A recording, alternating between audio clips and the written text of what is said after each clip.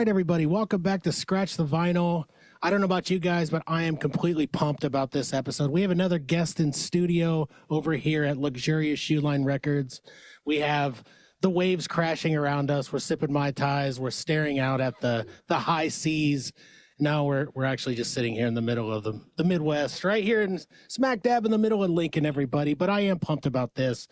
I don't know about you guys, Brooke and Randy, but I have to tell you, I'm absolutely just a buzz right now about it being spooky month. I mean, I'm a spooky guy in general, and Brooke always kind of generally looks like a witch by her own demeanor, but that's okay. But I'm glad. Aren't you guys pumped about fall? I mean, how do you feel about fall right now? I'm feeling fantastic today. Oh my God, it's my favorite time of the year. And if I could have Halloween, like my Christmas tree was up year round one time, and I put Halloween stuff on it and just left it. And I don't know, I'm more of a spooky. I love it so much. Now, I don't mean in a bad way. You don't look like a giant wart witch. You know, it's more like you've got a pale face like my wife. You know, and you guys just instantly you dress in black, so it's just by default, right? You know, though, you haven't seen me get in the morning. This takes a lot to put on. Let me tell you. One tube of red lipstick? I don't. What are you talking about? An entire tube? That's wild. Every day. Yep. I need to sponsor some kind of lipstick, I guess. So we mentioned we have a guest in studio. We have Andrew Standley from ALLI and I here. Andrew, how are you doing? I'm doing great. Thanks for having me. Absolutely. Welcome to the Love Dungeon. Studio that I have down here. That sounds really creepy. The vibe is nice. See, it's a good vibe. It's not a creepy vibe. I mean, there's no bars, or there is a snake that sits right outside this window well, and he keeps you'll see him from time to time. He'll be over here in the left corner, and he always freaks me out. And sometimes I tap at the window, but for spooky month, he just knows this is his time to shine. Well, I mean, somebody's got to eat the crickets, you know? Exactly. In the window well. Speaking of spooky month, I hear we got a new album release or a new song release today. We did. I'm so glad you brought that up, Randy, and thank you for that. I did release my new, and it is very spooky. It's called Haunt You. It's my new single. It's out there right now on everything that you can listen to. And man, I even won over my niece and nephew the other day, which is almost impossible. Okay, I gave them an early release of my song. And my niece, who barely says 5 words to me anytime, messaged me this long paragraph about how she's into indie rock, and she loved it. It's one of her new favorites. She's gonna play it over, and I'm like, holy crap! We never speak all that much, but I love her. You know, I mean, it's my niece, but that's a true testament. So I hope you guys listen to Haunt You. It's out there, and it goes with my spooky vibes. I've got an entire EP of spooky songs coming out very soon. That's really cool that you finally get to be the cool uncle for a change. Yeah. Yeah, exactly. Finally. You were the creepy one or what? Yeah, before I was the creepy one, and now I've moved into the cool category. Sweet. There's fine lines between creepy and haunty. Yeah. Yeah. I used the wrong words. Haunty is the word, and spooky are the words that creepy guys use to make it sound better, like I said. Well, I will tell you, I went out and checked out a new place that just opened up recently here in town. It's called Witch's Brew. Oh, wow. It's a new kind of bar entertainment event center. And it's an all witches spooky theme. Yeah, the owner was just in, and I told her, it has revamped that place. I mean, it is really cool. And it's kind of more focused towards women as well. And, but that's a good thing, I guess, gets men in. And I don't think they have any TVs, is what she said. She goes, this isn't a sports bar. Go somewhere else. No TVs. No, but they do live music. And Cain, she wants to find out if it's haunted. Oh, really? She thinks that it's actually got some activity, huh? Well, she's told me a couple stories, and I said, I got just the guy. And I think your new album could be the theme track or the, the atmosphere vibe in the whole place all the time. I would love that if they just played it on loop and then people came in there like, oh, blah, what is this? I see royalties coming your way. I'd rather you just be on the stage and up there just playing cons over and over again. I think that'd be cooler. What a cool place. Yeah. I mean, if she really does think it's haunted, I would love to go in there. For those of you guys who are listening, I think I mentioned it before, but I do paranormal investigation also amongst the many things that I do. And, Lincoln's a really spooky place, a really haunted town, to be honest with you. And there's even people that revere Lincoln as one of the most haunted cities in the country, believe it or not. So get out there, guys. Get those ghost devices and start talking to those ghosts. No, thank you. Andrew and I, though, we've seen in the Grove. I'm pretty sure that we know that's haunted. I don't know if Vega is, but Vegas was too new, I think. But yeah, the Grove for sure. Eli had me go through and he's like, what do you think about this place and this place? And there was one particular place where all of you were like, don't go in there. That was creepy. Ugh. Well, of all the places you play, Andrew, do you ever just get like, I know I played my share of different places all over. Do you ever just get a weird vibe at some of these places? It's not just the townsfolk or anything, like the building or the town in general. Like, do you ever just get a creepy vibe by any of these places? Yeah, totally. Yeah. Not as usually it's like gunshots or things like that that give me bad vibes. That was the first thing that came to my mind. I played in Kingston, New York one time, and like I heard gunshots a couple blocks from. I was loading into the venue, and I was just like pretty scared, more scared than I would be probably if I saw like a ghost. Yeah. And so I like hurried. I remember hurrying to the door, and then I went to the door guy, and I was like, "Hey." He was like this big dude standing at the door. And I was like, hey, do you think that was gunshots? And he goes, yeah, probably. And I was like, I'm going to go inside and stay inside. It does happen, but I only had a ghost experience once in my life, so. Well, I mean, I don't know about you. I would love to have you bring it up on this show. You're more than, I could have you on for a little extra segment too. I do a paranormal show called the Cain Stevens Super Show. And we talk more about the paranormal and stuff like that. But, that's probably for another time. Fair. We want to get into your music. That's the thing. We want to dig into you. I could talk about spooky stuff till we're blue in the face, but I know that these guys are chomping at the bit to get to you. Before we get out of the spookiness, I do want to bring up one lyric because we haven't done that in a while. And it's my favorite Spooky Month song. It's The Doors. It's People Are Strange. It's my favorite Doors song. So let's dig into the lyrics for a second and let me get you guys' opinion on what you guys think that old Jimmy Boy was really talking about here, okay? So I'll just dial in right away. People are strange when you're a stranger. Faces look ugly when you're alone. Women seem wicked when you're unwanted. Streets are uneven when you're down.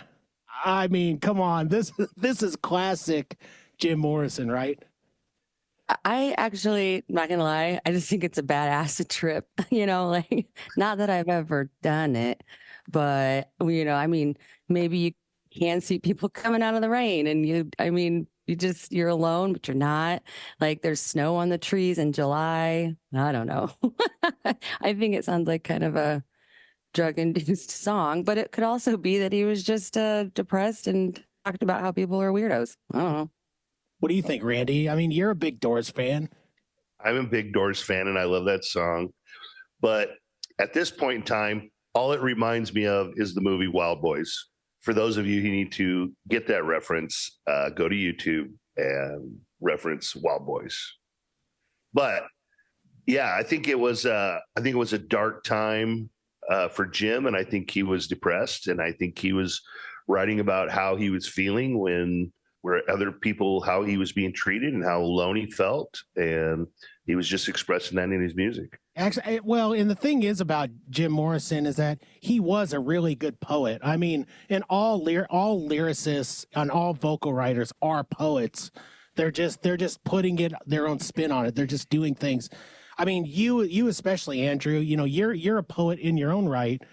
Do you write poetry? Do you write dark poetry like this? Like, what's the writing process for you, or do you just like do a big bunch of mushrooms and go on a trip to to the magic carpet land? No, I don't do anything really at all. I just write usually because I'm sad. But the process, it's interesting, as you know. Maybe it's just for me, but there's no formula. So like every song that I write, because people always will ask, they'll be like, "How do you write a song?" And for me, there's no like formula. It's like every song that I write is a little bit different from the last one. Some of them start with a guitar riff, and sometimes that inspires lyrics, or sometimes it's a lyric that I put music to. And then if I think that I don't like how they're working together, maybe I change the lyrics, or maybe I change the music to create a certain like vibe or mood. So yeah, there's, but that's the beauty of art, right? Like, you know, I don't like plan to write songs, or I don't sit down and say, I'm going to write about this today. Usually I'm just either frustrated about traffic or life in general. And then traffic was a bad example. I've never written really a song about that, but you know, you'll be frustrated with something and maybe sitting in traffic, and then you have this like moment. So I would say that I'm a poet. It usually comes from, I don't know, man. I write a lot of sad songs. I don't try to. I feel you on this one. It's not like I pick, like, Yeah. And like sometimes people are like, "Man, you write a lot of your songs are really sad," and I'm like, "Yeah, I know. Are you gonna ask me if I'm okay, or like what's what? Like, I don't know." Like, If you think about it, less music is therapeutic. You know, whether you're writing the song, playing the song, listening to the song, it's so therapeutic. Like all the studies they've done with your brainwaves, and I think as a lyricist or just poems, you know, writing whatever, and getting that out. And a lot of people can relate to it, but then you have your own spin on it. So everybody takes it differently. You know, maybe one's depression on all their lyrics is somebody's happiness, you know. And I love your songs have some really good lyrics, and I can kind of relate to some of them. And then I'm like, maybe he's talking about traffic, you know. Like, I don't know. yeah, and I love that. Like, and I've had people approach me about certain songs of mine, and they're like, "Oh, is this song about such and such?" And I'm like, "No, that's not what I wrote it about. But if that's what it means to you, then that's super cool. You know, like that's what my song is in your head, and that's all that matters. It doesn't matter if it means the same thing to both of us at all." Well, and I feel the same way that you do. Like a lot of the songs that I've written in the past, I've literally had people say to me, like, "Yeah, your music is so sad, man." And they've asked me, like, "Is everything all right at home?" and all this. I'm like, "It's fine." Like, I mean, I go on these weird trips with music and just my mind in general. And like, especially when I was working as like an electrician, I would go on these trips all day long, non-drug induced, okay, but like through my past, and I would trudge through all of the things that happened to me, and my mind would just be like, my neurons would be firing at like a rapid pace, and pretty soon creativity would come, and I would start writing poetry. Poetry would become lyrics, then it would become melody and song, and so that's a process for me. But what's the process? So you don't necessarily always have melody first. You just kind of either it just however it strikes you. I would say in general, melody is like the last thing. Maybe for a certain like section of a song here and there, have I had like a melodic line and then puts everything else to that, but very rarely. Normally it's either like a guitar riff, or, and I use riff loosely. It could be just like a a pattern of strumming of chords or lyrics. And then I kind of like whatever I have for guitar is kind of a walkway for the melody to stroll down. And then I just, however I can make the lyrics fit. So yeah, usually so maybe there is a little bit of a formula, but I definitely don't have it planned. Yeah. It's just always a little different. Well, Andrew, why don't you give us a little background on how you got into music and, where you're at now with your band? And Sure. When I was about 9, cassette tapes were going out of style and CDs were coming in. And my brother is older. There's 2 sisters in between us. So I was like the youngest and my brother was the oldest. So I looked up to him. And he was like, do you want this CD? This band sucks. And he gave me this CD. And I didn't have any CDs because I was a kid and like CDs were new and they were like, we were poor and like CDs were kind of hard to get. So I didn't know what it was, but I was like, yeah, I want this. And it was MXPX Let It Happen, which I found out recently. So I became an MXPX fan, and they've been my favorite band for my entire life. I found out recently, just like a year ago, I learned this. That record was a compilation of demos that was released under tooth and nail without the band's permission. So because they were working with A&M Records, and then Tooth and Nail went ahead and put this record out underneath the band. And so it made sense that my brother was like, this band sucks, because the songs were not finished. And there was like 32 songs on the record and they were all like a minute and a half long and they were just like demos. But I didn't know any different. Like I was just a kid and it was like, I had a CD and I was like, this is so cool. And so that's what sparked my love for music. And I remember just flipping through the pictures in the jacket and just being like, dude, this is so cool. And they had like tattoos and like it was punk rock. And so from there I was very interested, and my dad, both of my parents were very supportive, but my dad was very active in supporting me, would take me to local live shows and things like that. And I would just go and just like, just like be mesmerized and watch the bands. And that led to me, I decided I want to play drums, which was a great move. If there's any musicians out there listening if you're not a drummer and you want to get better at your instrument, learn the drums. It'll make you a better piano player. It'll make you a better guitarist. It'll make you a better singer, actually. Like rhythmically, you'll have, if you can be a tight drummer, it'll make you better all around. So anyway, I started on drums. And then, like I said, we were pretty poor. I mowed lawns, and my dad had a friend that had this old drum set for sale, and we all kind of worked out a deal. So got my first drum set, and then within about a year or so, started a really, really, really good band with my friends at 14 years old. And so... But I remember I was joking. We were not good. We were terrible. I was like, when you said that, when you looked at me, I was like, they think I'm serious.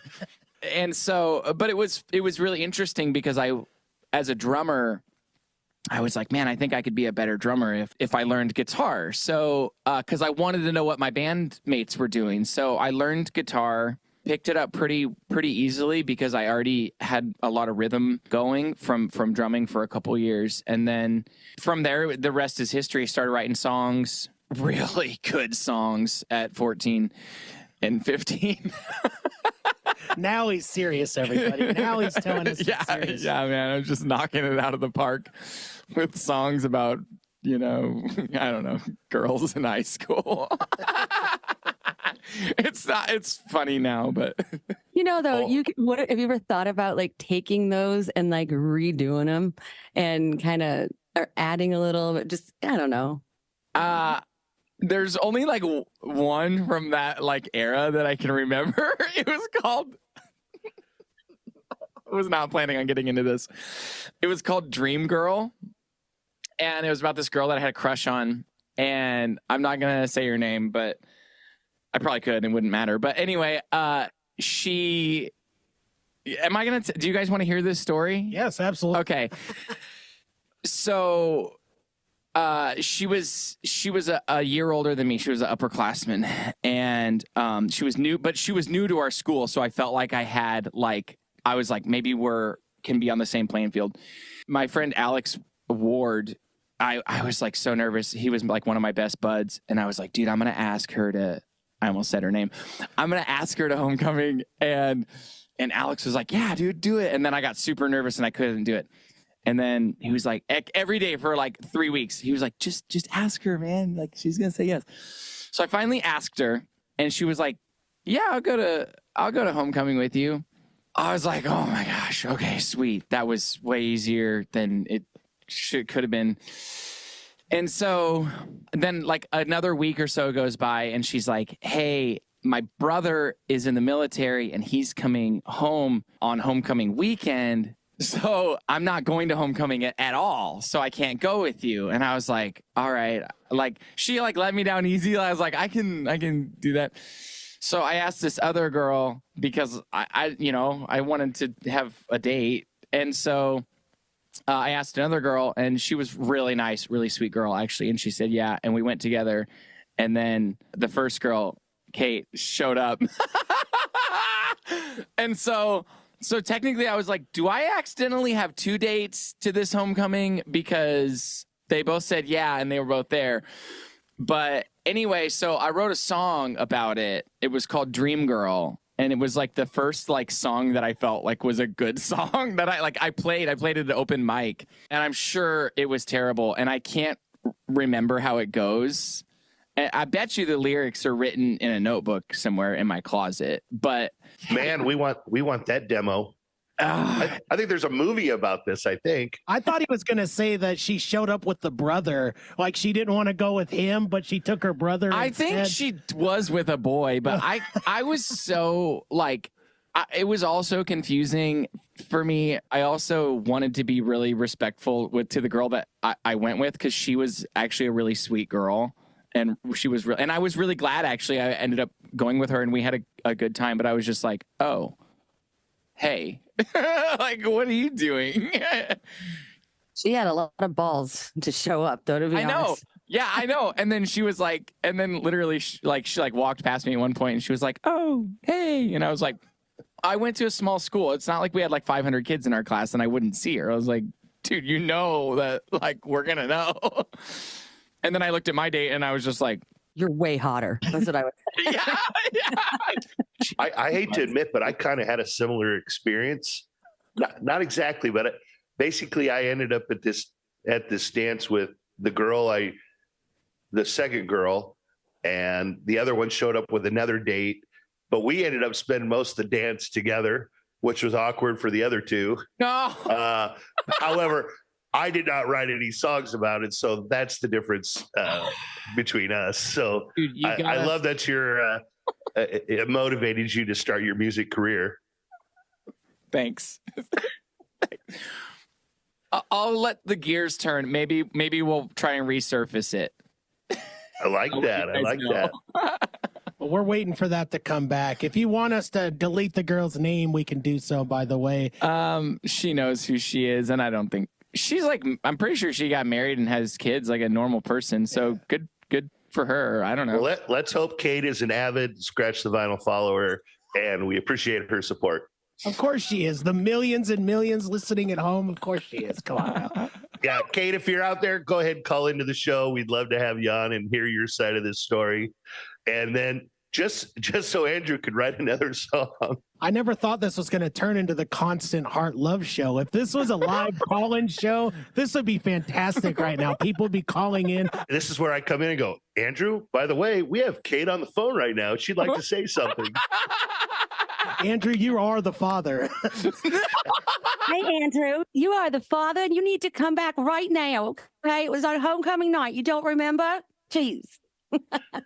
You guys don't know the funniest part about that is that this was at a Christian school and we didn't even dance or anything. Oh, man. We watched like a movie on a projector on the side of a garage or something. Like, I don't even. So it really makes it extra funny, actually. Man, this episode was wild, but order I say, we've got to move on to a few sponsors here. Let's run the Elegant Sasquatch and the Sly Inc. commercial, and then we will talk about some other local sponsors before we get back to scratching the vinyl.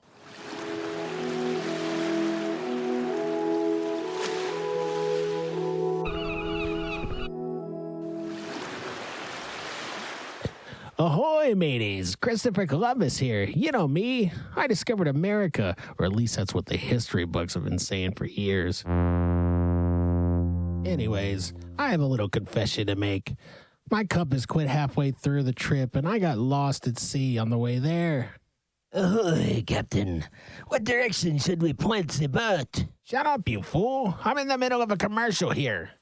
Anyways, what was I saying? Oh, yes. When we arrived on land there, the natives were all decked out in their cool Viking gear. They said these big, smelly, bearded guys came, hung out, then split with all their cool stuff. Aye, it was a weird day. That could have been our cool stuff. We could have claimed all this great treasure and all this pirate's plunder. But, sir, how will we steer the boat if we don't have a compass? Well, this next trip is going to be different. I'm heading to Sly Ink Tattoo to get a compass on my hand. After that, everything is coming up Christopher Columbus.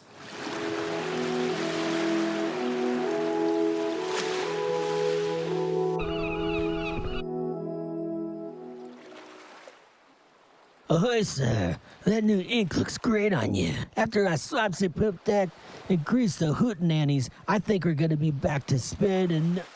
Oh, no. What is it now, you buffoon? It appears as if America's shores are just on the horizon. What? How could this be? I've been pointing my arm in the same direction for days. Well, looks like this tattoo compass is broken too. Guess I'll have to head back to Sly Ink for that dolphin lower back tattoo I've been wanting to get. Well, looks like our native friends are waving us in, but oh, wait, they don't look very happy. Well, until next time, friends, if there is one.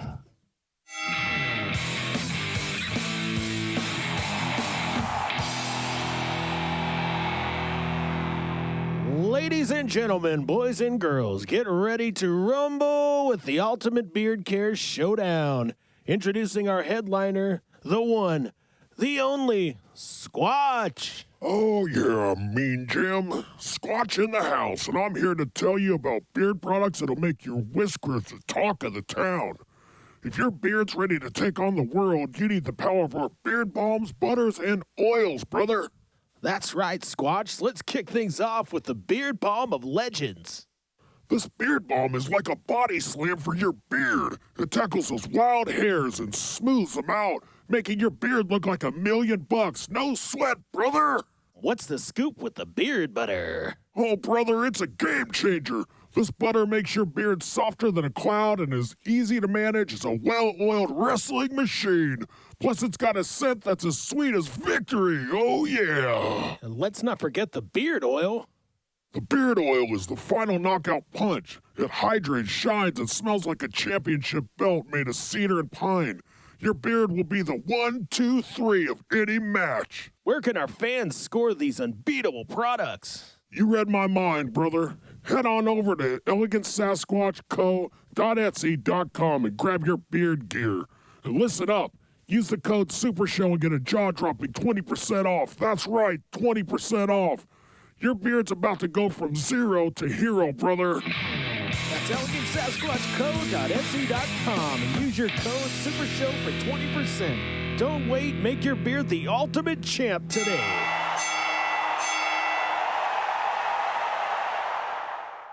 And I love those sponsors. I love those commercials. I hope you guys are loving them too and not fast forwarding through these parts. Shame on you if you are.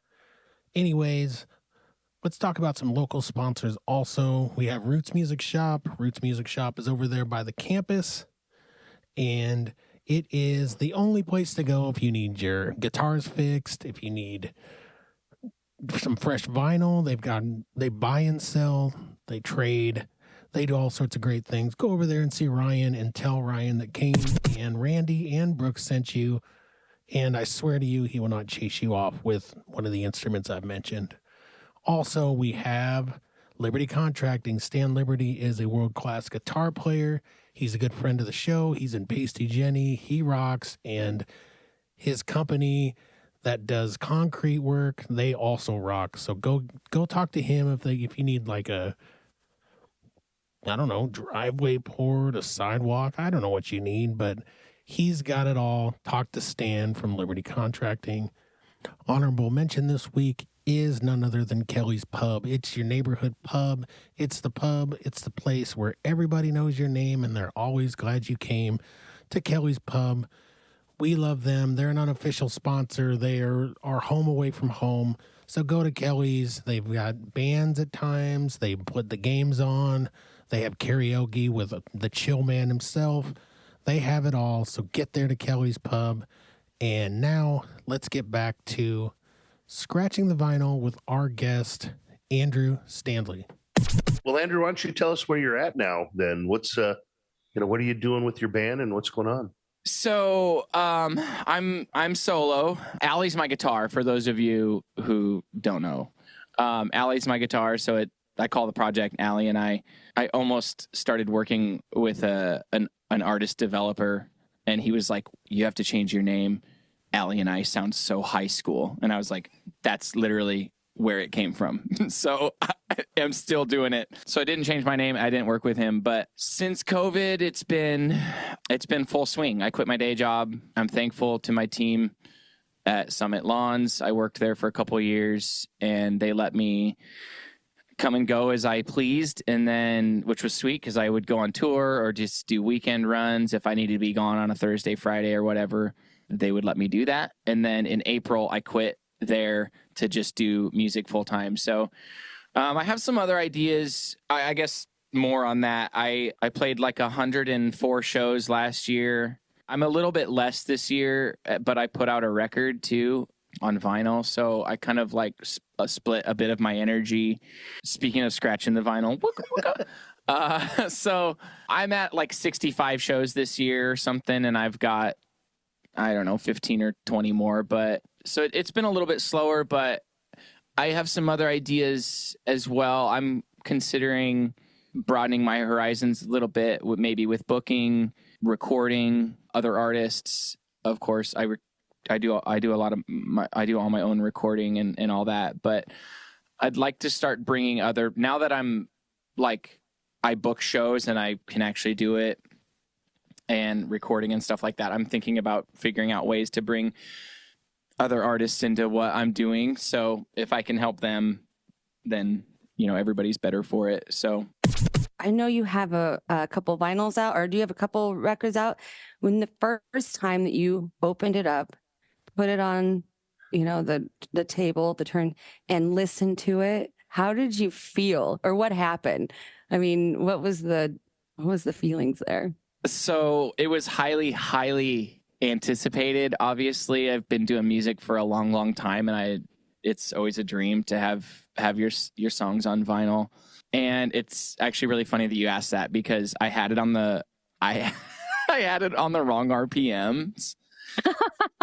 And it was like this, literally, it's this huge moment. I'm like, dude, I'm gonna hear my songs that crackle, and the needle goes down, and it's like, shh, and I'm like, oh my goodness, and then it goes, it all started on Hillside Street. And like, me and Kristen, my girlfriend, just freaking died laughing, because it was... In the 80s, they did that to like Tiffany and Madonna. I mean, they had a little bit higher voice, Yes, yeah. So then we bumped it to the correct RPMs, and then I had that moment for real, but I had already ruined it. But yeah, it's been an incredible feeling. It's been a fun journey. To answer your question, so I have a bunch of records out, like on Spotify, and several EPs, a couple of full lengths, a live record. This new record is the only album that I've ever had on vinyl. So it's called Hillside / Dotted Lines. It's technically 2 EPs. So Hillside EP is side A, and then Dotted Lines EP is side B. Because I kind of like released it that way, and then I was like, it all flows so nicely. I'm just going to do a record with it. So where can we find to get your record? I mean, to buy it if we want it. ALLI and I .band. It's ALLIANDI.band. You can buy my record there. I also have my own blend of coffee through The Mill Coffee and Tea. And tour dates. You got your tour dates. Yep, my tour dates are up there. Which I'm slowing down for the season, which I'm totally ready for. But I'll go away this winter and be sad and write and record. Well, you've definitely been, by looking at it, you've definitely been busy. I mean, you can see that. I mean, you've been all over. So when you're going to all these places, are you? When you book, you have a specific line in mind that you want to go from start to finish, right? So you're kind of booking in a big circle, aren't you? Generally, yeah.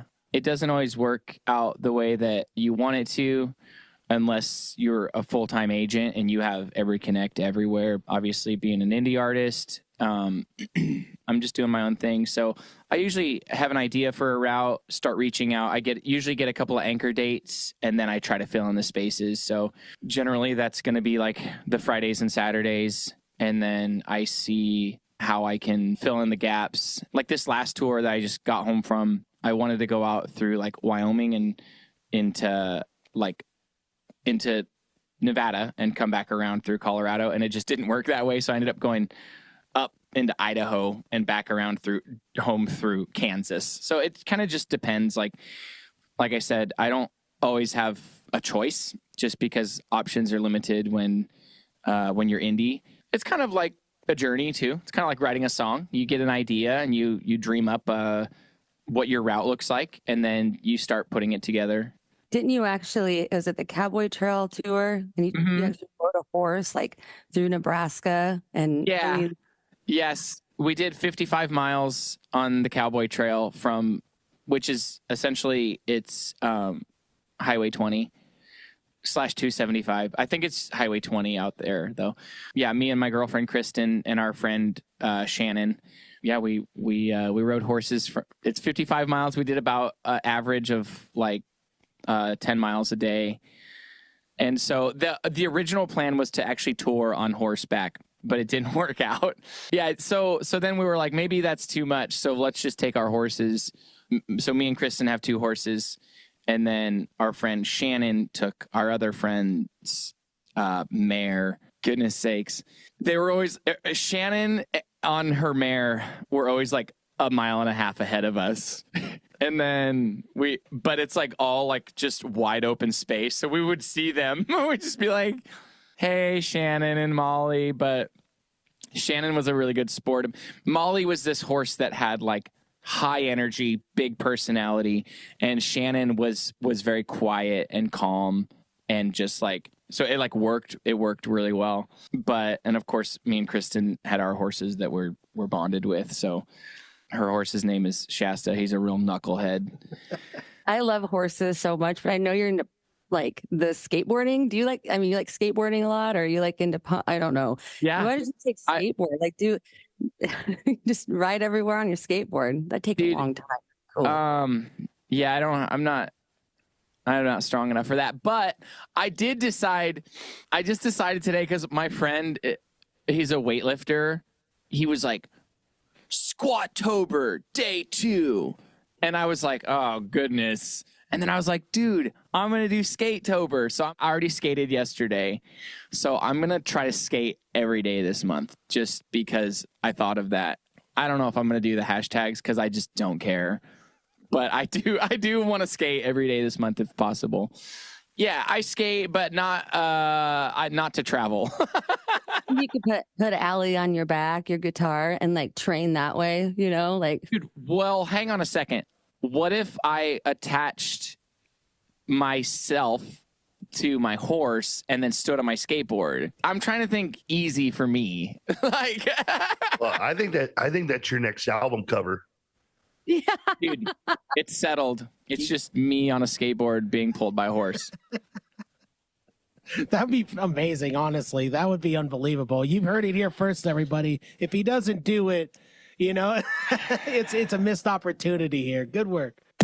Well, our paths are very different, my friend. You're doing Skate-tober. The one guy's doing Squat-tober. I'm doing Ghost-tober.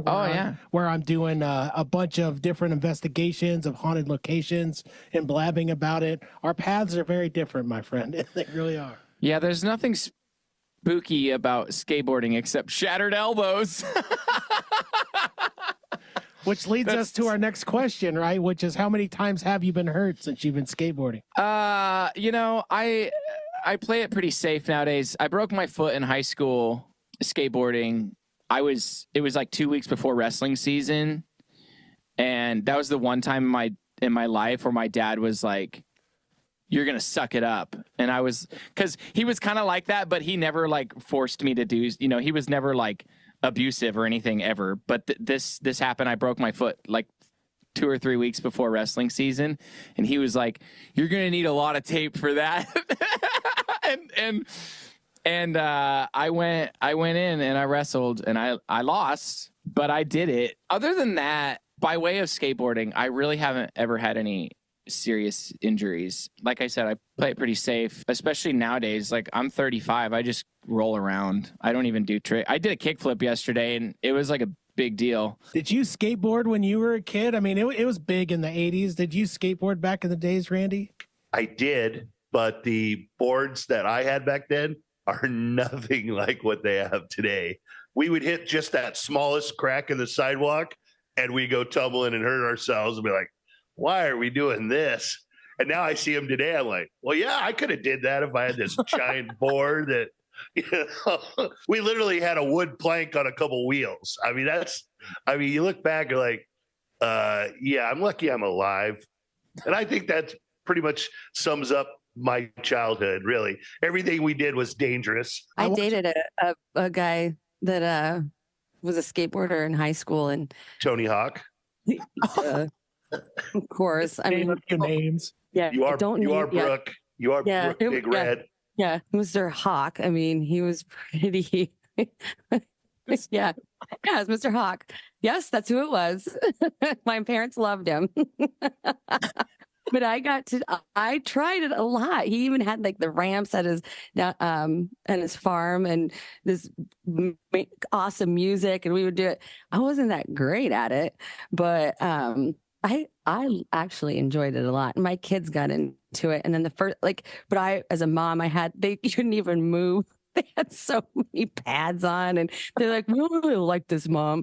And then, like, if they, auntie would come over to watch them, and they're like, "Can we do our skateboards?" And she's like, "Go for it." And they didn't have, how many times I come home and I'm like, "What in the hell just happened to your head?" Well, that's what I mean. We didn't have that stuff. They didn't care. There was no helmets or pads. Like, get out of the house, go play. So you find the biggest hill and start down on this little plank of wood. I mean, and you're not wrong. Those, like, literally, that's what my brothers, they started off with this like wood, and it had, and the wheels barely moved. I mean, they were like, it was, you would think that this is how all kids would get into music, because it would actually be safer. Your parents become more supportive of your drum playing if you're not going to the hospital every weekend with a broken foot. Yeah. Moral of the story, if you're listening, start a band.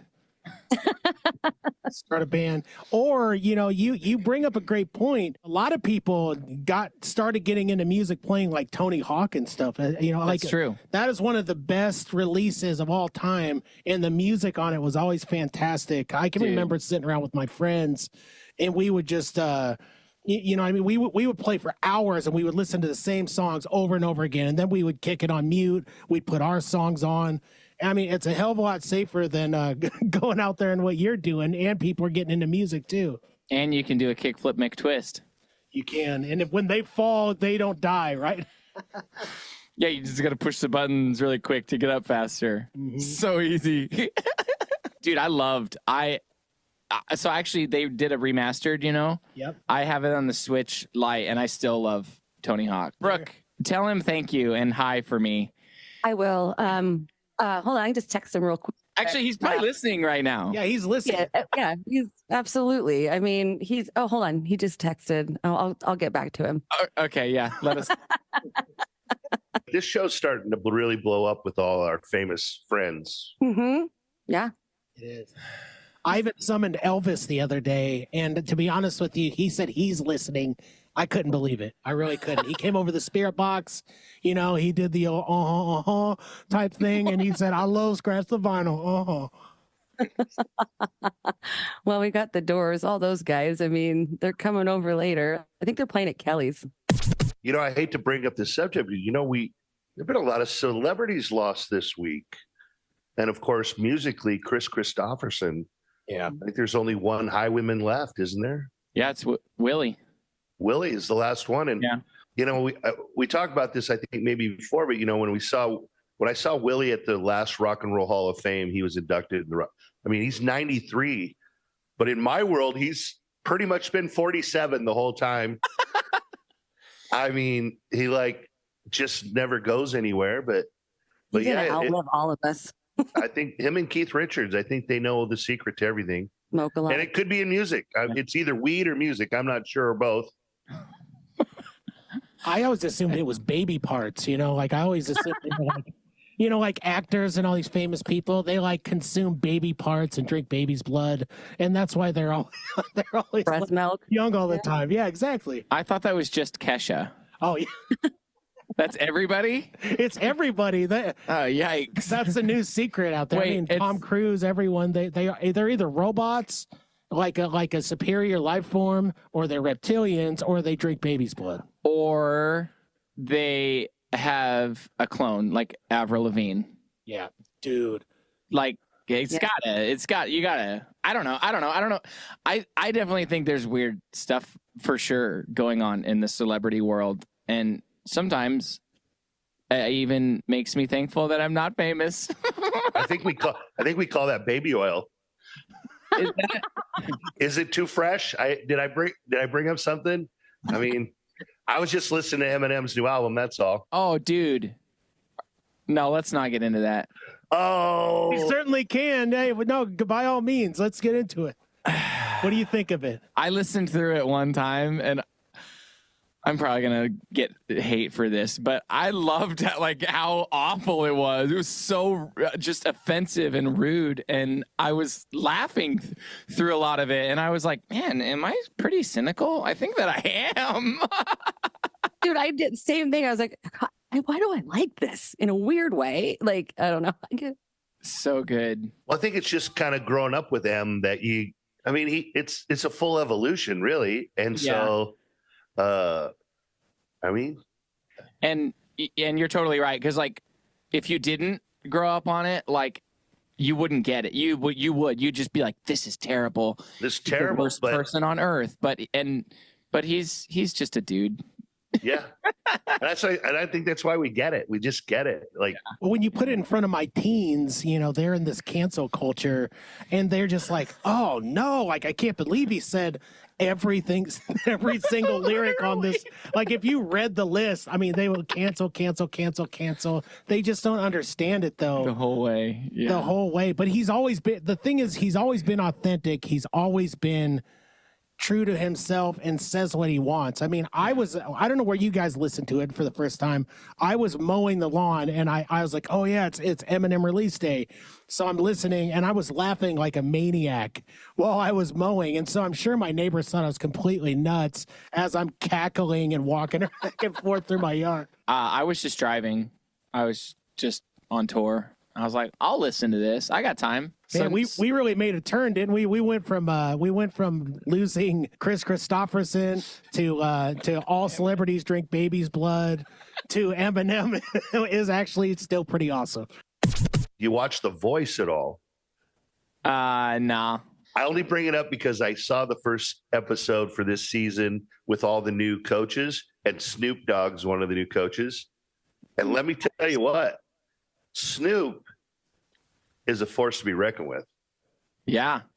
He got his first country artist out of the gate, and it was like over Reba McEntire, and you're like, holy cow. He's more than just an artist. Like, he's a producer. He's a good business guy. He is all over everything right now. And I think that just makes him like a great choice for the show because, I mean, he's got a lot to offer to young artists. And he's a good singer. Like, I think Snoop could do just about anything. It could also be the weed. The weed talking. I don't even smoke weed, but I really don't. But I think that it probably helps Snoop. Yeah, Snoop and what's his best friend, the lady, what's her name? She went to prison. The lady that went to prison. It's his best friend, Martha Stewart. Oh, Martha Stewart. Oh, I was never gonna get that. I had no idea who you were talking about. I love that relationship they have. No, actually, she's judging on The Voice too now. No, that's Gwen Stefani. Oh, I get them mixed up, Gwen and Martha. And for our listeners out there, Gwen Stefani released a new album this week. It's called Cooking with Gwen. Or Bouquet. But it's kind of got a country album look. I love Gwen. We're touching on everything today. Holy cow, I love it. Does it hold on? Does it sound country? I haven't heard the whole album, so I don't know. But she's in a cowboy hat. I only heard some of the lyrics to one of the songs, which is pretty much bashing her ex-husband. Ooh. So I believe Blake Shelton has been a very positive influence on her musical writing when it comes to country songs. Like Taylor Swift. And this evil duo. Not going to happen. It's not. She's going to start writing happy songs. I promise. I think she's going to perform something crazy at halftime. Dude, she can write. She's a billionaire. She can write whatever kind of song she wants. Exactly. And she can also, billionaire or not, she can also date whoever she wants. I don't give a crap. Yeah. Why are people mad about it? Are you guys mad? No, I'm happy for them. Yeah, good. This is the only thing I'm annoyed by as a football fan, okay? Is that these guys, him and his brother, have blown up to like astronomical proportions because of this thing. And that's great. Like, I wish Taylor Swift would marry me so that I could, but it's not going to happen, right? See, so you're just mad. You're jealous. I'm jealous. What am I talking about? Just accept your dream girl fate. Cain, I'll tell you what. I'll go ahead and text her. Okay. She can come on over. Tell your wife it's just we're just gonna do a little recording. She'd be okay if Taylor Swift came over. She would be fine with whatever happened. No, yeah, dude, you gotta. It's Kelce. You gotta worry about. What's his name? Travis. Yeah, Travis Kelce. Yeah, don't gotta worry about anybody else but him because he'll beat you up. He's a big dude. I'll keep him occupied. I've got little dogs to trip him, okay? I got them trained in case it goes down. Like, I got it covered. I'm sure that'll do it. He's not used to little dogs. Yeah. I'm going to have to watch his podcast this week because we'll know if he listens to Scratch the Vinyl, if he references this on his show this week with his brother. I'm saying it right now. We're starting a public beef with the Kelce brothers. We want all the smoke. We're ready for it. I'm starting a beef with the Kelce brothers. I want to hear it on your podcast. Scratch the Vinyl challenges you. Let's get it going. Come on. Hey, this is how little Nandy Bushnell blew up big. She challenged Dave Grohl to a drum off. That's right. And if you're listening, Taylor, I'll get you those digits. Give me a call, and we can talk about whatever you want. All right. Let's just go down to Kansas City and hang out by the bus. And get completely beat up by the whole team. Oh, man. I have no part of this. Andrew didn't know he's going to have this much fun getting off tour and coming on the show today. I didn't. Hey, this is my first time ever being on a podcast, actually. Hey, all right. Let's hear. Let's give him an applause, everybody. Thank you for having me, actually. All right. I'm so glad you're here. Heck yeah. You're so much fun. You're so kind too. I remember the first time I saw you perform and kind of met you through all the music people and all that, and just your smile. We're gonna put you on here with your smile on there. Just I love it. You're the kind of guy we like to get on the show. I mean, this is what our show is all about. We like to, put a spotlight on our local and area and state talent and try to have a platform for people like you that are, they're out there every day. And that's why our show is growing so well, is because people really want to know what's going on, and they're interested in stories like what you've talked about today, because we all have a connection to music, and we all have a shared experience in some way, even if we interpret a little different. But man, we're happy you found the time to come into studio today with us. Thank you. Yeah, I'm glad it worked out. I'm actually leaving again today for tour. So, where are you headed to? Playing Bismarck tomorrow. That's right. Yeah. There you go. So, Bismarck, and then Mitchell. I work my way back down. Mitchell, South Dakota. Lamar's on Saturday. Lamar's. I have a really fun spot in Lamar's at Wise Eye Brewing, and then Sunday I'm doing a private event, doing my first DJing a wedding. If you need a wedding DJ, hit me up. Do you come into the place with the horse and your skateboard? That's what you should do. Just the horse. They said no. They specifically said no skateboards. I was like, all right, can I bring my horse?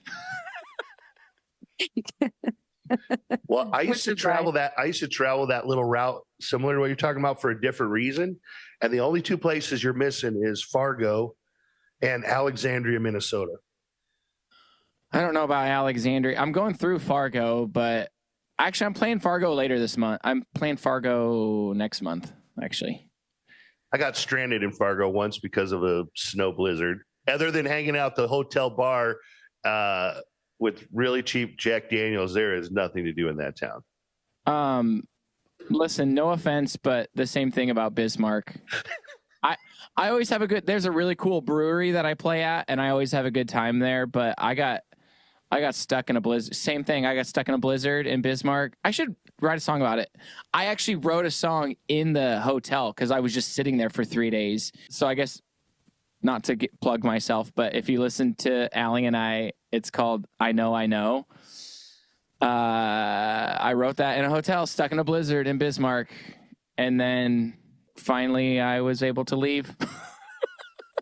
Well, and I think it called the Laughing Sun Brewery. Is that? Yeah. Yeah. So it's funny that sun, you have a blizzard and it's laughing and you're depressed. Yeah. It's like it was laughing at me, actually. And never be afraid to be shameless promoter of yourself. I mean, that's what this is all about. Yes, more the merrier. Yes. Yeah. Absolutely. Look at all my social media pages. It's all shameless promotion. It's so never be afraid to do that. This is why we have you here, because you were an extremely talented man, and we so much appreciate you being on the show. Do you guys have any other questions? We're getting close to the end. I know that this amount of time on the show went really fast, but do you guys have anything else in closing?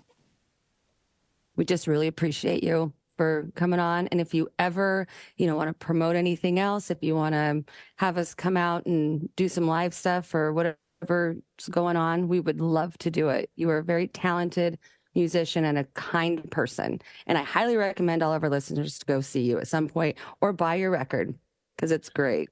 Yeah, definitely. If you're going to be performing anytime here around in Lincoln, please let us know. We'd love to send all of our fans out to see you play, and check out your next show. Thank you for having me, Cain, and thanks for the kind words, Brooke. It means a lot. I've worked really, really hard for a long time to be able to be an independent artist and do my thing, and it's been a lot of obstacles and a lot of haters and hiccups, and my operation it's not huge, but I own all the rights to my songs, and I don't, I'm not in any debt, like for, my hard copies of my vinyl or anything like that. So it's a proud feeling to build what you have and to own it. So, thanks for having me. Thanks to anybody who might listen. or come see me at a show. And Well, like always, everybody, unfortunately, this has to come to an end, but you guys can clean your eyes, stop crying, because next week you guys can come back and we'll have another great guest like Andrew here on Scratch the vinyl.